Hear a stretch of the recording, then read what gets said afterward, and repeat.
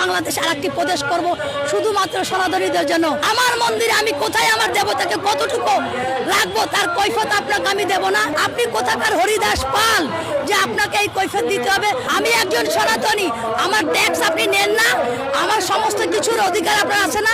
তাহলে আপনি যখন নিচে মসজিদ থাকার পরেও রাস্তায় যখন নামাজ পড়েন তখন আমরা কি কখনো বলেছি যে এই রাস্তায় নামাজ পড়া যাবে না?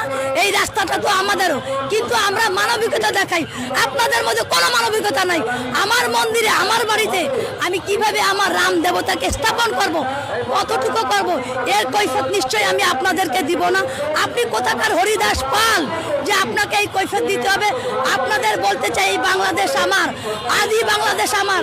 আপনারা যদি বেশি বাড়াবাড়ি করেন আমরা কিন্তু বিভিন্ন মানবতা বিভিন্ন বিশ্বের দেশ থেকে সাহায্য চেয়ে আমরা বাংলাদেশ আরেকটি প্রদেশ করব শুধুমাত্র সনাতনীদের জন্য।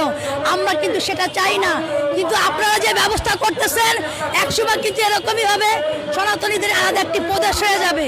তাই বলতে চাচ্ছি এখনো ভালোই অতীতে যেরকম আমরা হিন্দু মুসলিম খ্রিস্টান বৌদ্ধ মিলে একত্রিত থাকতাম এখনো আমরা থাকতে চাই। আর আমার মন্দিরে আপনাকে নিমন্ত্রণ আমরা করলাম, আপনার ভালো লাগলে আসবেন, না লাগলে আসবেন না, কিন্তু আমার মন্দিরে আমি কোথায় আমার দেবতাকে কতটুকু রাখবো তার কৈফিয়ত আপনাকে আমি দেব না। আপনার হরিদাস পালকে আমরা গণনা করি না। অতএব এমন কিছু করবেন না, হিন্দু মুসলিমের দাঙ্গা বাঁধাবেন না।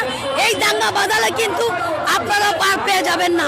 আপনারা দুইটা মারবেন, আমরা একটা মারবো, কিন্তু আমরাও